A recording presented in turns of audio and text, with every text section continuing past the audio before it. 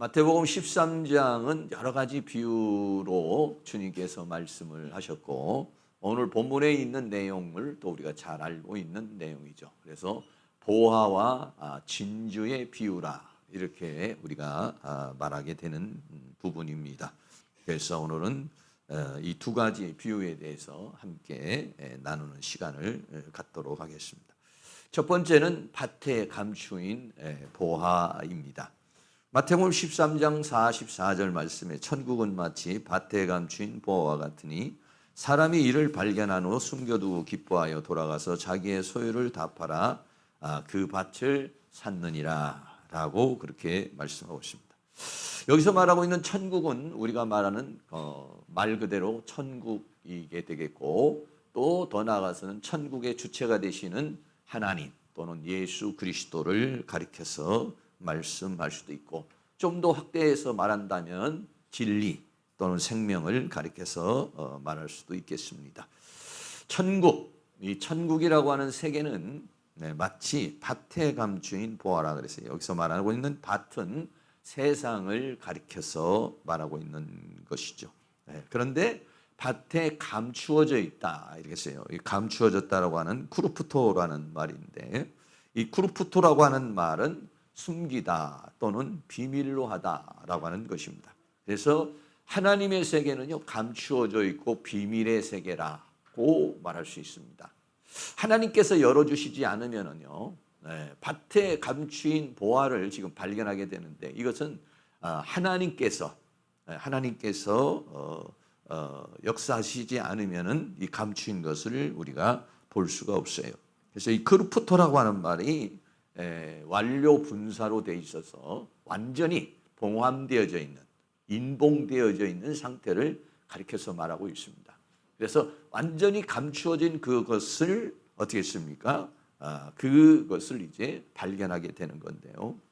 감추어진 보화라. 이 보화라는 말이요 데사우로스라는 그런 말입니다. 이 데사우로스라는 말은 저장되거나 보관된 것 또는 보물, 금고. 그래서 사타, 선을 사타 할 때 사타라고 하는 말도 데사우스로 이렇게 번역이 돼 있어요. 그래서 자기가 쌓고 있는 것, 자기가 이렇게 잘 보관하고 있는 것 이런 것을 뭐라고 하냐 보물 또는 보화라고 그렇게 말하고 있는 것이죠.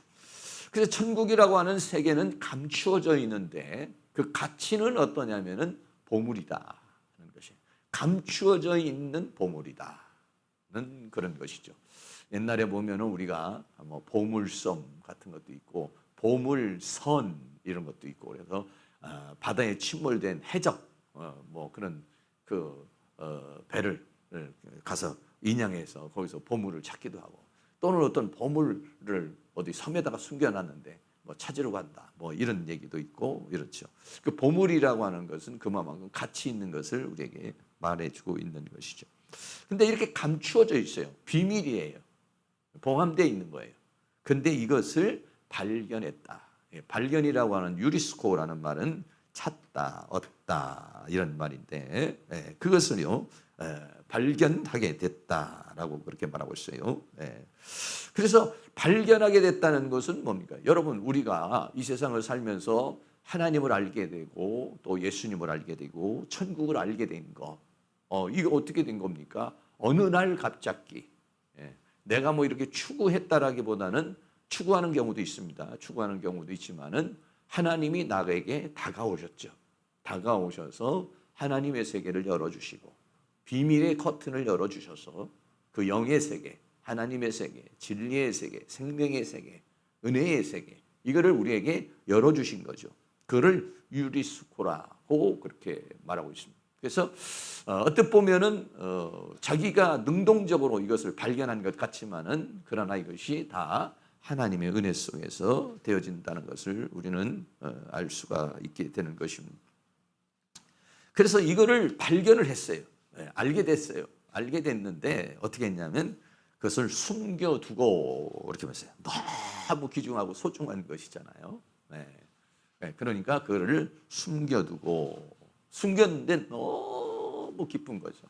너무 우리가 처음 여러분들도 다 예수 믿을 때 그 기쁨이라고 하는 것이 얼마 이루 말할 수 없는 거 아니겠어요? 하나님을 만났을 때, 진리를 알았을 때, 영의 세계를 알았을 때, 영의 눈이 떠졌을 때 그 기쁨이라고 하는 것은 정말 이루 말할 수 없는 것이죠. 네. 이 세상에 있는 그 어떤 것으로도 비교할 수 없는 그러한 기쁨, 그러한 하나님의 은혜, 이런 것들이 우리가 예수를 믿을 때에 다 경험했던 그런 부분들이겠습니다. 그래서 너무 귀하고 너무 소중하고 너무 기쁘고 너무 즐거워. 그래서 어떻게 했냐면 돌아가서 이것을 자기의 소유를 다 팔아 그 밭을 샀느니라 라고 그렇게 말하고 있어요. 우리가 어느 날 예수를 알았어요. 어느 날 진리를 알았어요. 어느 날 천국을 알았어요. 어느 날 하나님을 만났어요. 그리고 난 다음에 우리의 인생은 어떻게 됐습니까? 우리의 모든 인생이 이제는 천국을 향한 올인의 세계가 된 것이죠. 그것이 우리의 인생의 목표고 가치고 의미고 삶이고 이렇게 되지 않았나요? 물론 아직 그러지 않은 사람도 있을 수도 있겠죠. 아직 나는 좀 세상에 좀 미련이 좀 남아서 삶에 좀 미련이 남아서 거기에 내 인생을 올인하기에는 좀 그렇지 않다. 뭐 이렇게 생각할 수 있겠지만 저는요, 예수님을 알게 되고 진리를 알게 돼서 제 인생을 다 올인했습니다. 여기서 자기의 소유를 다 팔아 산다라고 하는 것은요, 자기가 가지고 있는 어떤 돈, 자기가 가지고 있는 어떤 물질만을 얘기하는 것이 아니라 자기 자신 전체를 가리켜서 말하고 있는 것이죠. 자신의 인생을 거는 거죠. 자기가 가지고 있는 돈 몇 푼을 거는 게 아니에요. 자신의 인생, 자기가 가지고 있는 소유, 자기가 가지고 있는 물질이든지 자기가 가지고 있는 재능이든지 자기가 가지고 있는 달란트든지 자기가 가지고 있는 모든 것을 다 팔아 그것을 샀다. 왜? 그것이 너무나도 소중하고 귀중한 것이기 때문에 그런 것이죠. 네. 뭐 이 이야기는 우리가 뭐 잘 알고 있는 그런 내용일 수도 있겠습니다만은 뭐 그림이 하나가 있어요. 이런 그림이 있더라고요. 보니까. 그러니까 뭐냐면 옛날 유대 시대에는 전쟁도 많이 있었고 돈을 벌어도 마땅히 어디다가 숨겨놓을 때가 마땅치 않아요. 우리나라도 그렇지 않았겠어요? 요즘에는 뭐 은행이 있고 있으니까 뭐 언제든지 뭐 다 뱅킹을 할 수도 있고 이렇게 돼 있지만은 그러지 못하니까 이제 그 보물을 어떻게 했냐면 밭이나 이런 데다가 뭐 숨겨두거나 또 아니면 자기만 아는 어떤 뭐 나무 장소에다가 이렇게 파묻어 놓거나 이렇게 하는 것이죠. 근데 이제 이런 경우에는 뭐냐면 밭에다가 그 보물을 이제 숨겨놓은 것입니다. 근데 한 사람이 열심히 일을 하다가 뭔가 소리가 텅커덩 나서 파보니까 이 보물을 발견하게 된 것이죠. 그러니까 어떻게 됐습니까? 깜짝 놀랐죠. 그러니까 이걸 갖다가 자기가 소유를 하려면 어떻게 하냐면 이 밭의 주인이 되어야 되는 것이에요. 당시에는요, 이 밭의 주인이 거기에 파묻혀 있는 것을 자기의 소유로 할 수 있는 법령이 있었어요. 그래서 이 밭 주인에게 찾아가겠죠. 이 사람이 어떤 주인의 농부로 있을 수도 있겠고, 뭐 여러 가지가 있겠는데 이게 자기 거는 아니에요. 이 자기 밭은 아니에요. 그래가지고 어떻게 했습니까? 그 밭 주인에게 가가지고 그 밭을 사라고 팔라고 그렇게 말을 하죠. 그러니까는 그 사람이 그 밭을 팔게 돼서 그 밭을 이제 사는 거죠. 뭐 그 가족들이나 다른 사람들은 영문을 모르는 것이죠. 그러나 이 사람은 어때요? 그 밭이 문제가 아니죠. 그 밭 안에 있는 금고가 있으니까 너무 기쁘고 막 그냥 혼자 설레고 뭐 그런 꿈을 꾸게 해서 결국은 이것을 사는 것. 당시에 있었던 그런 얘기를 가지고 천국을 비유로 우리에게 말하고 있잖아요. 우리나라도 보면은 옛날에 보면은 뭐 어디다가 뭐 장판 밑에다가 돈을 숨겨놓기도 하고 장롱 밑에다가 숨겨놓기도 하고 이불을 뜯어가지고 그 안에다가 숨겨놓기도 하고 또 아니면은 뭐 벽에다가 돈 붙여가지고 벽지를 발라놓기도 하고 여러 가지로 뭐 그렇게 해서 이사하다가 보면 어디서 돈이 나오는 거야. 또 어르신이 돌아가셨는데 나중에 보니까는 그래. 우리도 이제 그런 경우가 있어요. 그래서 뜬금없이 뭐 통장이 나올 수도 있고 유품을 정리하다 보면 뭐 그런 경우도 생길 수도 있고 이제 여러 가지 그런 상황이 생길 수도 있는데 그런 것이다라고 하는 것을 천국은 마치 밭에 감추인 보화 같은 것인데 그것이 너무 소중하기 때문에 자기의 모든 걸 다 팔아가지고 그 밭을 사고 그 밭을 사는 것은 결국은 거기에 있는 보물 때문에 그 밭을 사게 된 것이다 라고 하는 그런 얘기죠. 두 번째는요, 좋은 진주를 구하는 장사와 같다 그랬어요. 마태복음 13장 45절에 또 천국은 마치 좋은 진주를 구하는 장사와 같다라고 말했어요. 네. 앞에서는 보화로 비유를 했고 두 번째는 이제 진주로 보냈어요. 진주라는 마르가리테스라는 말인데 이것은 그냥 사람이 만든 진주가 아니라 조개 속에서 나온 진주를 가리켜서 말하고 있어요. 네. 그래서 이 진주라고 이렇게 진주를 천국을 진주로 이렇게 비유를 했는데 실제적으로 요한계시록 21장 21절에 보면은 예루살렘 성 중에서 그 중에 있는 12문이 있는데 그 12문이 어떻게 되냐? 진주로 되어 있다. 계시록 21장 21절에 그 12문은 12진주니 문마다 한 진주요 성의 길은 맑은 유리 같은 정금이더라. 진주로 문이 돼 있으면 어떻게 돼 있을까요? 진주가 요만한 거 하나만 있어도 그냥 뭐 굉장하고 조그만한 거 있어도 여기 귀에도 달고 뭐 목에도 달고 이렇게 하는데 문이 진주로 만들어져 있다 그러면은 뭐 대단히 휘황찬란한 그런 모습이 되겠죠.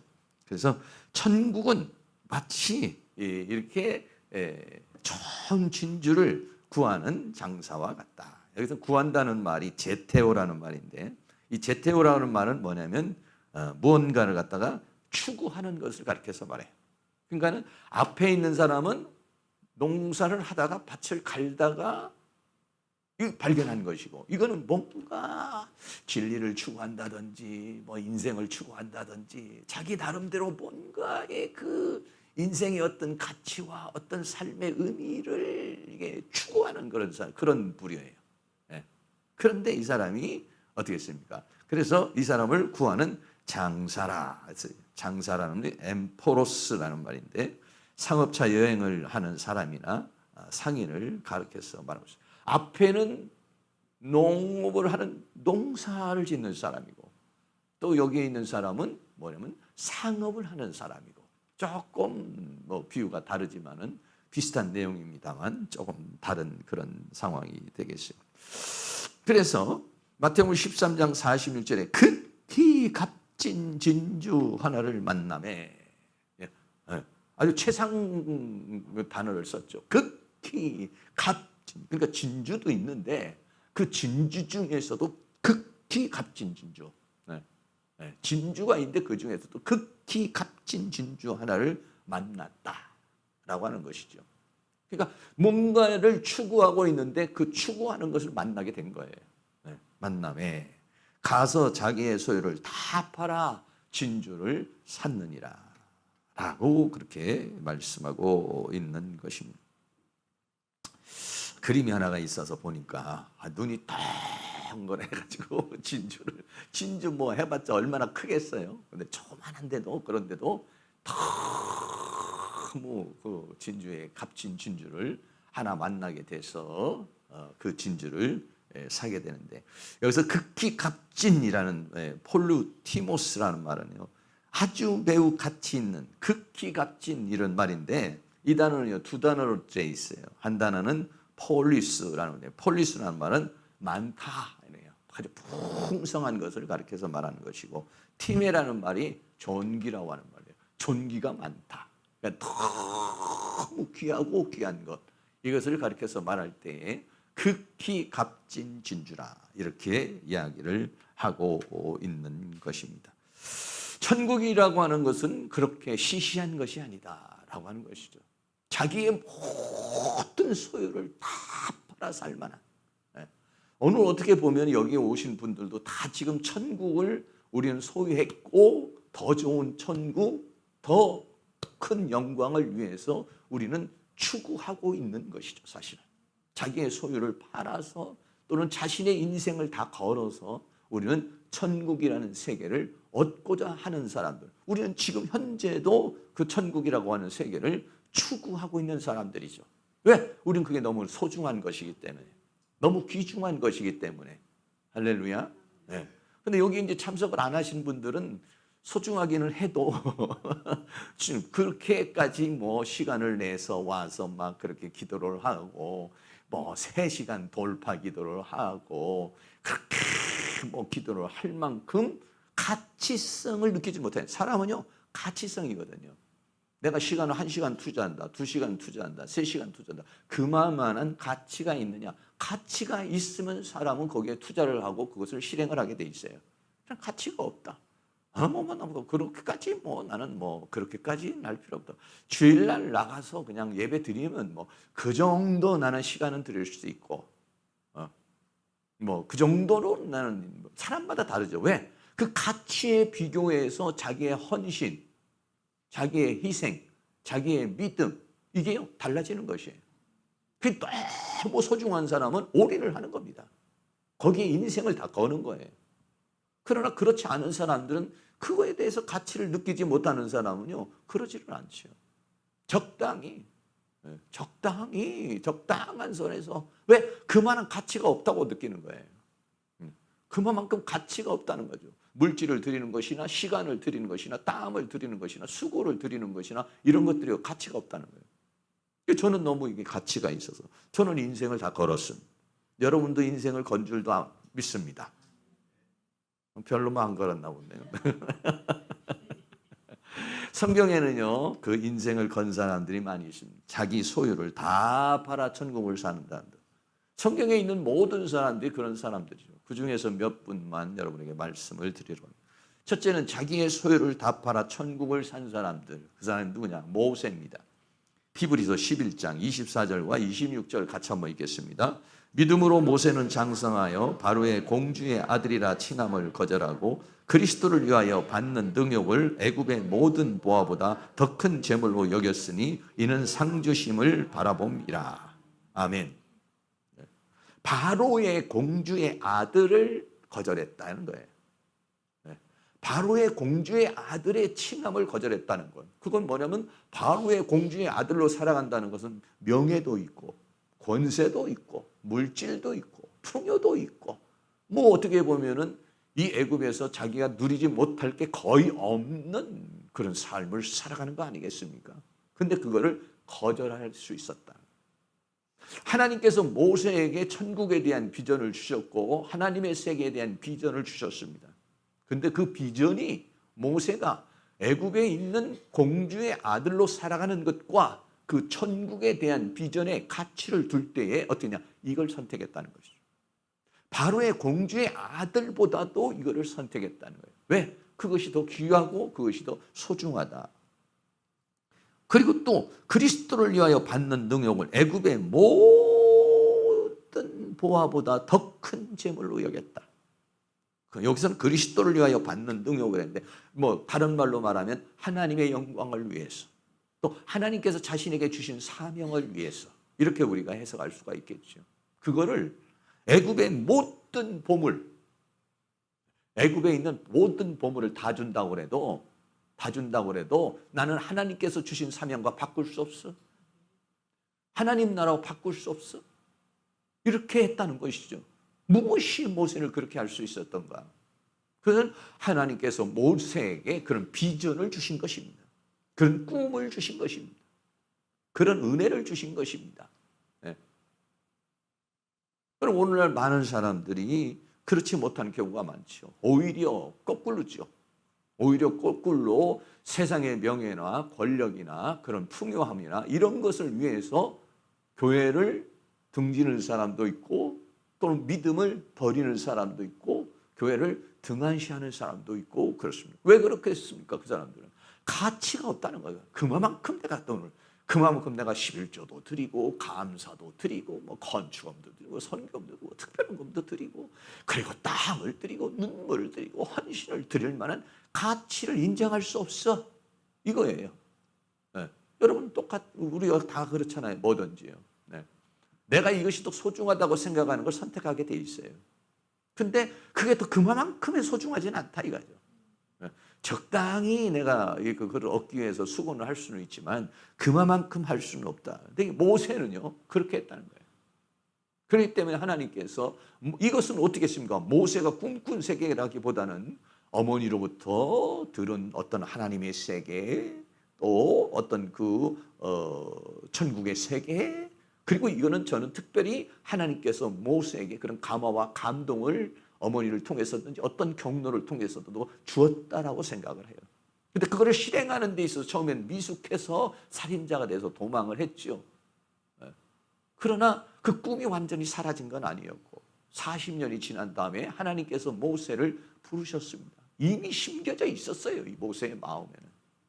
성격적으로 나는 못합니다 이렇게 말했지만 그러나 모세는 결국은 그것을 향해서 자신의 모든 인생 40년 인생을 하나님의 영광을 위하여 살아갔던 사람. 이게 뭐냐면 천국을 얻기 위해서 하나님의 나라를 얻기 위해서 그 진리의 세계를 얻기 위해서 그 영광의 세계를 얻기 위해서 자기의 소유를 다 파는 거예요. 자신의 인생을 건 거 아니겠어요? 지금까지 살아왔던 모든 삶을 접고 이제는 그것이 목표가 됐고 그것이 의미가 됐고 그게 삶의 가치가 되어서 살아가는 사람이 바로 모세라고 하는 그런 사람이죠. 신약에 오면은요 삭개오라는 사람이 나옵니다. 삭개오라는 사람의 인생관이 뭐였습니까? 돈을 벌기 위해서 살아온 사람, 돈의 인생의 가치로 여겼던 사람이고 그것을 위해서는 수단과 방법을 가리지 않았던 사람인데 예수님을 만나서요 뒤집어져 버리고 말았죠. 어떻게 뒤집어집니까? 누가복음 19장 8절도 같이 있습니다. 삭개오가 서서 주께 여짜오되 주여 보시옵소서 내 소유의 절반을 가난한 자들에게 주겠사오며 만일 네 것을 토색한 일이 있으면 4배나 갚겠나이다. 아멘. 예수님을 만나는 순간 가치성이 바뀌어버렸어요. 지금까지는 돈이었습니다. 돈이 인생이고 돈이 자신의 행복이고 돈이 자신의 목표였어요. 그런데 예수님을 만나고 난 다음에는 그것을 헌신짝처럼 버려버려요. 아, 이게 인생의 다가 아니구나. 이게 인생의 의미가 아니구나. 이게 다 행복이 아니구나. 어떻게 예수님을 만난 사람들의 태도가 그런 거예요. 하나님을 실제적으로 만나면은요 바뀌어버린 거예요. 왜?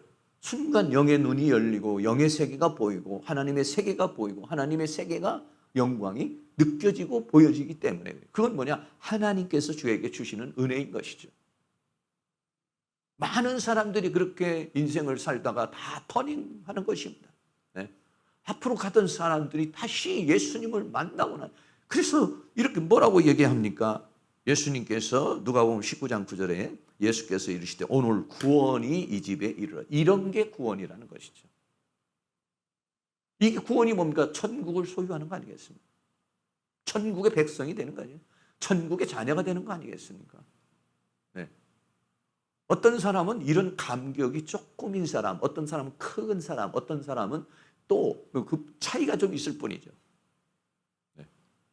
어떤 사람은 완전히 그냥 변화가 되는 사람도 있고 사울과 같이 예수 하나님 만나고 난 다음에 즉시로 나가서 복음을 전하는 획 완전히 변화돼 버리는 어떤 사람은 서서히 변화되어지는 그 차이가 좀 있을 수 있고 어떤 사람은 그것을 크게 강하게 느끼는 사람이 있고 어떤 사람은요 그것을 약하게 느끼는 사람이죠. 이게 구원이에요. 구원이라는 게 뭐예요? 이 구원이라는 게 뭐냐면 하나님의 은혜라는 얘기죠. 감추인 보화를 열어주신 거예요. 비밀의 커튼을 열어주신 거예요. 그리고 그 세계를 보게 하신 것이죠. 그 세계를 보는 순간 이 세상에 있는 것이 가치 없어져 보이는 거예요. 아무것도 아닌 거예요. 극히 값진 진주를 만나니까 지금까지 가지고 있던 진주가 아무런 의미가 없어져 버려요. 그것 싹 가지고 그 하나 사기 위해서 자기의 모든 자기가 가지고 있는 모든 보물 또 그 진주와 비슷한 종류의 진주를 싹 갖다가 그 하나를 사는 거예요. 왜? 그게 너무 소중하고 극히 값진 진주이기 때문에. 천국이라는 세계는 그런 세계지. 그렇게 적당히 주일날이나 한 번씩 이렇게 나왔다가 그냥 폼 잡고 가고 그럴 수 있는 세계는 아니죠, 사실은. 그건 아직은 조금 정말 이게 비닐이 갈려서 그 세계를 제대로 못 보는 거예요. 그 세계를 확실히 보면은요, 올인하는 겁니다. 할렐루야. 네. 여기는 뭐 거의 그냥 반 올인은 다 하고 계시는 분들이니까.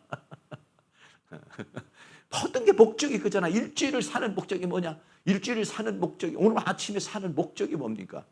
전 세 가지입니다. 첫째, 일어나서 기도하는 게 첫째, 오늘도 하나님, 오늘 나의 삶을 통해 하나님께 영광이 되기를 원합니다. 주님을 기쁘게 하는 하루가 되기를 원합니다. 그리고 죄와 사망과 세상과 사단을 이기는 자가 되기를 원합니다. 그리고 제가 하는 모든 일에 실패와 실수가 없고 열매를 맺는 삶을 살기를 원합니다. 그리고 제가 기도합니다. 오늘 있을 일정을 기도합니다. 오늘은 금요일이지. 오늘 금요일 날, 오늘 저녁에 가서 하나님께 예배할 수 있도록. 큰 비중이죠, 사실은요. 네. 어떻게 보면 오늘 하루의 삶에서 이게 제일 큰 비중이에요. 오늘 하루의 삶에 여러 가지 저에게 일정이 있겠지만 그 중에서도 이 시간이 가장 귀중한 시간, 가장 소중한 시간입니다. 네. 이거를 위해서 저도 설교 준비를 위해서 말씀을 준비해서 이거를 위해서 아침에 일어나면 말씀을 준비할 수도 하나님 성령으로 감동시켜 주셔서 하나님 말씀을 준비하게 해주세요. 묵상하고 기도하고 이게 뭐냐면 제 자신의 삶의 전부죠. 네. 왜? 가치가 있으니까, 의미가 있으니까, 소중하니까, 귀중하니까. 할렐루야. 그런 것이죠. 이 신앙이라는 것은요, 어거지로 할 수 있는 게 아니에요. 사실은 누가 보면 19장, 18장에는 뭐가 나오냐면요, 원래 부자가 나와요. 부자 청년이 나오지 않습니다. 관원이고 부자이고 청년이고 아주 전도가 유망한 그런 사람이에요. 예수님에게 나와서 어떻게 내 영생을 얻을 수 있습니까? 계명을 지켰는데 다 지켰습니다. 한 가지 부족한 게 있다. 내가 가지고 있는 걸 다 팔아주고 따라와. 다 팔 수 있는 가치를 느꼈을 때, 아니 당신을 따라가는 영생이라는 게 그만한 가치가 있어? 내 소유를 다 팔아 가난한 자에게 주고 탈탈 털고 그리고 당신을 쫓아갈 만한 의미가 없다고 느꼈죠. 그 부자 청년은. 그래서 근심하고 돌아갔습니다. 그러나 삭개오는 아주 못된 인간이고 아주 나쁜 인간인데도 이렇게 뒤집어져 버렸다 이런 거예요. 그래서 누가 보면 18장과 19장은 완전히 그렇게 다른 거예요. 누가 보면 18장에 부자가 그렇게 가고 나니까는 제자들이 그렇게 말했습니다. 아니 예수님, 그런 식으로 말하면 천국을 누가 들어갑니까?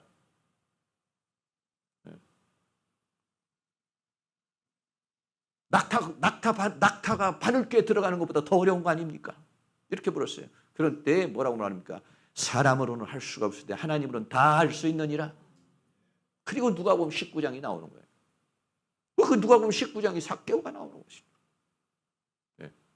이거는 왜냐하면 하나님의 세계라는 것은 그렇게 뭘 꾸짖고 따지고 이해시키고 되는 게 아니라 그냥 한번 하나님의 비밀의 커튼을 크루프토 되어 있는 걸 쫙 열어서 딱 보게 하면 뒤집어져 버리는 거예요. 한순간에 가치가 바뀌어지는 거예요. 한순간에 인생이 바뀌어지는 거. 그게 뭐냐? 천국이라는 것이죠. 그렇습니다. 누가복음 요한복음 12장에 보면 옥합을 깨뜨린 마리아가 나옵니다. 누가복음 요한복음 12장 3절도 같이 한번 읽겠습니다. 마리아는 지극히 비싼 강유 곧 순전한 나드 한 근을 가져다가 예수의 발에 붓고 자기 머리털로 그의 발을 씻으니 향유 냄새가 집에 가득하더라. 아멘. 예수님이 이제 십자가의 목표가 죽이실 때가 얼마 남지 않았어요. 그런데 마리아가 베다니에 와서 예수님을 위하여 잔치를 하고 있는 가운데 가서 자기의 향유를 예수님의 발 앞에 붓고 자기 머리털로 씻는 모습이죠. 그 모습을 바라본 가룟 유다는 화가 이렇게 나죠. 아니 그거를 팔아가지고 가난한 자들에게 나눠주면 얼마나 좋냐. 아니 그걸 왜 거기에 허비하느냐. 가룟 유다 눈에는 그게 허비로 보였습니다. 그러나 그는 그것은 허비가 아니라 하나님이 받으시는 것이 됐습니다. 네. 어떻게 그 여인은 그럴 수 있느냐는 거죠. 네. 이게 뭐냐면 천국을 사는 사람들이라는 거예요. 그 가치가 있다는 거예요. 네. 나를 위해서 준비된 옥합이지만 깨뜨릴 만하다 이거예요. 깨뜨릴 만하는 정도가 아니라는 것이죠. 자기 머리털로 발을 씻겨도 모자란 게 없다는 거예요. 네. 머리는 뭐냐 가장 소중한 거 아니에요. 발은 가장 천한 것 아니에요? 예수님의 가장 천한 발, 그 발은 어떤 발입니까? 골고다를 향해서 가는 발이고 나를 위해서 십자가에 못 박히는 발 아니겠어요? 그 발에 내 머리털로 그 발을 씻기기를 원하는 그런 감동, 그런 이유, 이게 뭐냐면 하나님의 세계라는 거예요. 가룟 유다는 죽었다 깨어나도 그것을 이해할 수가 없지만은, 가룟 유다는 이성으로 생각하는 거지만, 그러나 옥합을 깨뜨린 마리아는 영으로, 하나님이 주신 은혜로 그렇게 할 수 있었다라고 하는 것입니다. 또 한 가지 말씀을 드리면, 초대교회에 와가지고 초대교회 성도들입니다. 여러분, 초대교회 성도, 저도요, 이럴 수가 있을까 하는 그런 마음이 들어요. 초대교회 성도들은요, 자기의 집과 자기의 밭을 다 팔아서 나눠줘 버렸어요. 어떻게 먹고 살려고 저도 걱정이 좀 됩니다. 그런데 굶어 죽었다는 사람이 없어요. 네. 자, 사도행전 4장 34절 35절 있습니다. 그 중에 핍절한 사람이 없으니 이는 밭과 집 있는 자는 팔아 그 판 것의 값을 가져다가 사도들의 발 앞에 두매 저희가 각 사람의 필요를 따라 나눠 줌이러라. 아멘. 사람은 어떻게 해요? 돈 벌어서 밭도 사고 돈 벌어서 집도 사고 할 수만 있으면 다른 사람 걸 빼앗아라도 자기가 가지려고 그러는 게 인간이거든요. 근데 이 예수를 만나고 성령을 받고 천국이 보이고 그러니까 이게 바뀌어버려요. 어떻게 됐습니까? 이 집을 자기 것으로 갖고 밭을 자기 것으로 가져서, 그래서 내 밭이 있어야지, 그래야 내가 먹고 살지, 집이 있어야 내가 안락하게 살지, 이런 의미에서 벗어나 버려요. 밭 없어도 좋아, 집 없어도 좋아, 예수만 있으면 돼. 네. 하나님의 은혜면 돼. 이렇게 뒤집어져 버렸다는 것이죠. 그래가지고 어땠습니까? 그거를 팔아서 그냥 갖다 교회에다 내놓으니까 그걸 가지고서 전부 다 나눠줘 버려요. 전부 다 필요한 사람에게 다 나눠줘 버리니까 핍절한 사람이 없더라. 상식적으로요, 이해가지 않는 일이죠, 사실은. 어떻게 하면 그럴 수 있는가? 그러니까 눈이 탁 열려서 그 세계를 보지 않는 이상, 하나님의 세계를 보지 않는 이상, 천국을 보지 않는 이상은요, 할 수 없는 일입니다. 성령의 감화와 감동이 일어나고 천국이라는 세계가 마음에, 그냥 천국이라는 세계가 그냥 이렇게 들리고 선교라는 세계가 감으로 생각하는 그런 거면 못하는 거예요, 그거는요. 보니까 하는 거예요. 그냥 하나님이 그 세계를 열어버려요. 그로부터 감추인 것을 어떻게 하냐, 감추인 보화를 열어버리는 거예요. 그랬을 때 사람들이 가치를 느끼거든요. 천국이냐 세상이냐, 천국의 집이냐 세상의 집이냐 할 때 세상의 집을 팔아 천국의 집을 사는 거죠. 그런 은혜가 있기를 주의 이름으로 축복합니다. 우리는 눈이 반쯤 열려가지고 이게 천국도 아니고 세상도 아니고 세상도 아니고 천국도 아니고 이리 갈까 저리 갈까. 귀향이면 확 열려서 올인할 수 있기를 축복합니다. 어떨 때는 이게 더 소중한 것 같고 어떨 때는 이게 소중한 것 같고 이리 갈팡 저리 갈팡 하는데, 초대교회는요 그만큼 성령의 강력한 역사가 일어났다는 거예요. 강력한 역사가 일어나니까, 그러니까 영이 아주 그냥 충만하니까 그 영이 혼과 몸을 끌고 가는 거예요. 그런 놀라운 은혜의 역사가 일어났던 모습을 보게 됩니다. 사도 바울의 고백을 하나 더 말씀을 드립니다. 사도 바울은 어떤 사람이었습니까? 빌립보 3장 7절 말씀을 같이 한번 읽겠습니다. 그러나 무엇이든지 내게 유익하던 것을 내가 그리스도를 위하여 다 해로 여길 뿐더러 또한 모든 것을 해로 여기면 내 주 그리스도 예수를 아는 지식이 가장 고상함을 인함이라. 내가 그를 위하여 모든 것을 잃어버리고 배설물로 여기면 그리스도를 얻고. 예수님을 만나니까 자기가 가지고 있었던 모든 학문이나 철학이나 또는 뭐 로마의 시민권이나 자기가 가진 모든 것들은 다 해로 여겼다, 이렇게 말이죠. 그것이 나에게 이로운 것이 아니라 오히려 자기를 해롭게. 왜? 그것으로 인해서 교회를 핍박했고 그것으로 인해서 하나님을 거역했으니까. 그래서 그거를 뭘로 여겼다는 거예요? 배설물로 여겼다. 어떻게 하려고? 그리스도를 얻고자. 어떤 면에서 천국은 그리스도를 얻는 것이죠. 그리스도를 얻고자 그 모든 것을 다 배설물로 여겼다. 가치가 없다는 거예요. 가치가. 오물이라는 거 아니겠어요? 이 세상에 여러분 오물로 보이세요? 한강에 있는 뭐 한 100억짜리 집 같은 게 오물로 보이세요?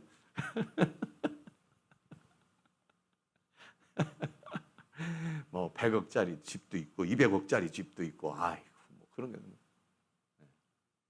게 볼 때 아주 뭐 그런 것들에 나는 언제나 돈 벌어서 저런 거 좀 한번 사서 저런 집에서 한번 살아보나. 아침에 일어나면 한강이 쫙 보이고 난 아침에 일어나면 시커먼 것만 보이는데 그럴 수 있잖아요. 그런데 그런 게 전부 다 오물로 보인다. 어떻게 그럴 수가 있느냐? 천국이라는 게 그렇다는 거예요. 천국이라고 하는 세계는 예수 그리스도는 누구십니까? 한강 뷰가 좋은 그런 아파트, 한강, 이 대한민국을 창조하신 분이십니다. 그러니까는 그분을 얻으면 모든 걸 얻는 거예요. 이 세상 모든 걸 얻고도 그분을 못 얻으면 다 잃어버린 거예요. 가치가 틀리다. 예수를 만나고 나니까 예수를 얻기 위해서 모든 것을 다 버려버렸다는 거예요. 예수를 얻고 예수로 살고 예수를 증거하는 삶을 살았다는 거죠. 그래서요, 뭐라고 말했습니까? 고린도 후서 4장 7절 말씀이 있습니다. 우리가 이 보배를 질그릇에 가졌으니 이는 능력의 힘이 큰 것이 하나님께 있고 우리에게 있지 아니함을 알게 하려 함이라. 예수 그리스도가 보배라고 그랬습니다. 보물이에요. 최고예요. 어디에? 질그릇. 이 질그릇은 뭐냐면 가장 이 깨지기 쉬운 그릇, 값어치 없는 그릇이 질그릇이에요. 근데 그 질그릇, 어떻게 보면 우리는 그렇게 천한 그런 보잘것없는 그릇인데 우리가 그래도 이 질그릇에 무엇을 담았기 때문에 소중하냐면 보배이신 그분을 담았기 때문에. 여기 우리 계신 분들도, 여기 계신 모든 분들도요, 세상 사람들이 쫙 있지만은요, 예수 그리스도가 그 안에 담겨진 사람과 예수 그리스도가 담겨지지 않은 사람은요, 천지 차이죠. 천지 차이죠. 담겨져 있는 사람, 예수 그리스도가 담겨져 있는 사람은 정말 보배롭게 보여요. 예수 그리스도가 안 담겨진 사람은요, 보면은요, 생각하는 게 전부 다 세상적이고 정욕적이고 음욕적이고 자기주의적이고 미신주의적이고 악마주의적이고 불교, 미신, 잡신 막 그런 데다가 그냥 파묻혔어요. 복이에요. 역겨워요. 그럼 아무리 보잘것없이 생겼어도요, 그 안에 예수가 담겨있는 사람한테 찬양이 나오고 기도가 나오고 아름답게 보여요. 네. 보배를 질그릇에 가졌다. 할렐루야. 네. 그러기 위해서는 자기의 자신의 모든 것을 다 해로 여겼다라고 그렇게 말하고 있습니다.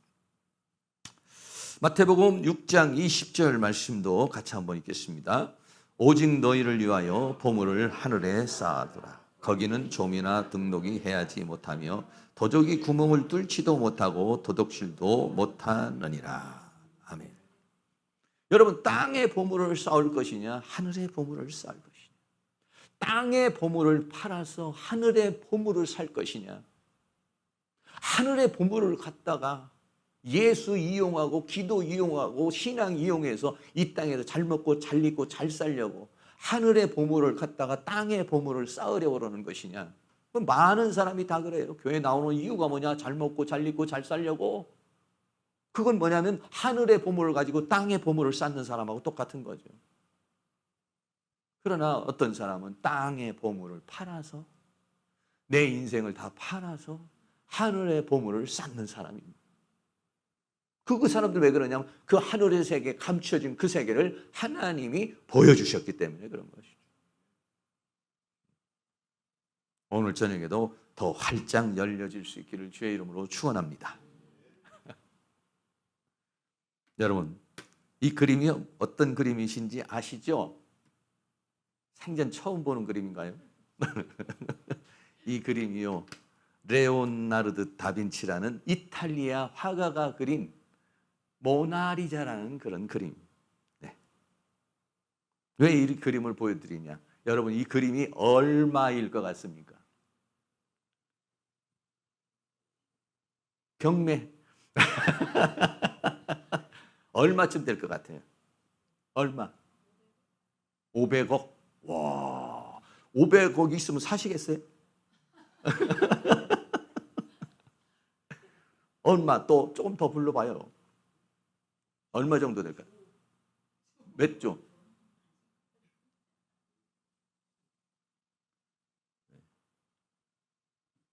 60조 정도 된다.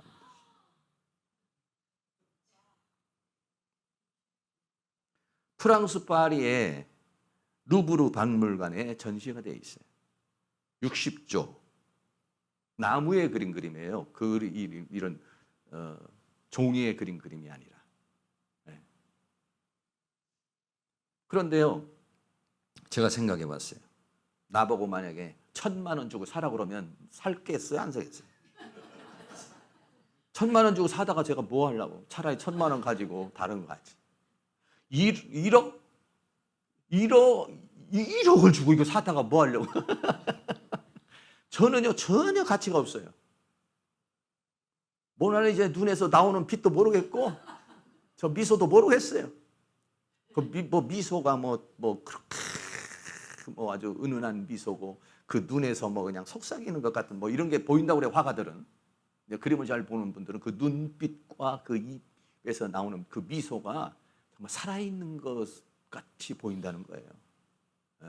때때 오늘도 한참 아무리 봐도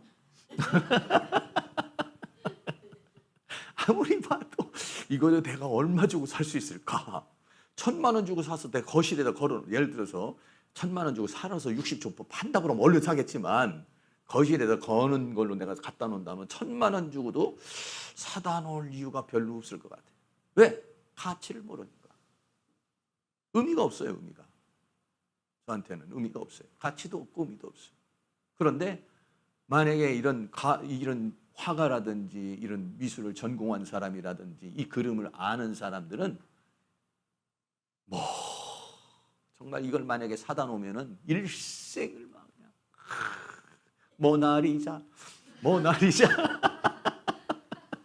하면서 아마 그냥 막 황홀해할 거예요. 아침마다 보면 막 60조가 왔다 갔다 하니까 아마 그 기쁨이라는 건요 말할 수 없을 겁니다. 그 색채라든지 그 배경이라든지 이런 것들을 다 이렇게 분석해서 이렇게 그림을 볼 수 있는 사람이라면, 그렇다 그러면은 그 기쁨이라는 게 이루 말할 수 없겠죠. 천국이 60조 가지고 살 수 있습니까? 100조 가지고도 살 수 있습니까? 못 삽니다, 천국은요. 근데 그 세계를 우리에게는 열어주셨다는 것이죠. 여러분, 천국, 그 그림 하나도 60조라는 가치가 있는데, 천국이라는 세계는 어느 정도 값어치가 있겠어요? 혹시 오늘도 기도에 나올까 말까 이런 분이나, 오늘은 기도도 몸도 뾰족하니까 한 10분만 기도하고 가야겠다 이런 분들이나, 내가 그만큼 내가 이 천국을 소유하기 위해서, 영의 세계를 소유하기 위해서 이만한 내가 가치를 투여할 필요가 있을까? 내가 이렇게 땀을 흘리고 눈물을 흘리고 쫙 하면서 부르짖고, 또는 나가서 막 전도를 하고 하나님 나를 위해서 일을 하고 내가 봉사를 하고 헌신을 하고 내 인생을 올인해서 이럴 만한 정말 가치가 있을까? 가치 있습니다. 가치 있습니다. 그런 시시한 세계를 하나님이 우리에게 주시는 세계가 아니에요. 하나님의 세계라는 것은 천국을 산 사람들에 대해서 말씀을 드렸지만은 그 세계를 실제적으로 본 사람은 애굽의 보아 아무것도 아니야. 내가 일생 모아놨던 거 삭개고 다 아니야 이거. 그게 그 세계는 초대교회 성도들 집이고 밭이고 의미가 없어져 버렸어요. 그전에 너무 이게 의미가 있었는데 성령 받고 죽었다가 살아난 예수님 보고 그러니까 그 하나님의 세계를 보고 나니까 이 세계는요 오물이야. 저는 그러느냐? 저는 아직 덜 된 것 같아요. 미련이 있는 것 같아요. 그러니까 영이 눈이 덜 열려서 그래 이게. 덜 열려서 그래. 일생을 걸고는 있지만은 그렇게 막 황홀경 속에 살아야 되는 건데 원래. 그래서 오늘도 우리가 기도해서 하나님의 세계를 볼 수 있기를 주의 이름으로 축복합니다. 결론입니다. 천국은 밭에 감추인 보화와 같다. 어떻게 해요? 보화를 찾으셨고 만났습니까? 좋은 진주를 구하는 창사와 같다. 그래서 그 보화를 만나고 그 진주를 만난 사람은 자기의 소유를 다 팔아 우리의 일생을 다 걸고 그것을 사는 것이다. 는 것이죠. 여러분 우리가 지금 하고 있는 땀 나는 왜 이렇게 힘들까? 왜 이렇게 어려울까? 나 꼭 이렇게 기도하면서 꼭 이렇게 전도하면서 이렇게 봉사하면서 살아야 되나? 이럴 때가 가끔 우리도 회의가 들어올 때도 있어요. 그럴 때마다 하나님께 더 그 하나님의 세계를 보여달라고 그 하나님의 세계가 내게 감동적으로 와닿게 해달라고 해서 자기의 소유를 다 팔아 그것을 사서 천국에서 칭찬과 영광과 존귀를 얻는 그런 은혜의 역사가 다 있기를 주의 이름으로 축원합니다.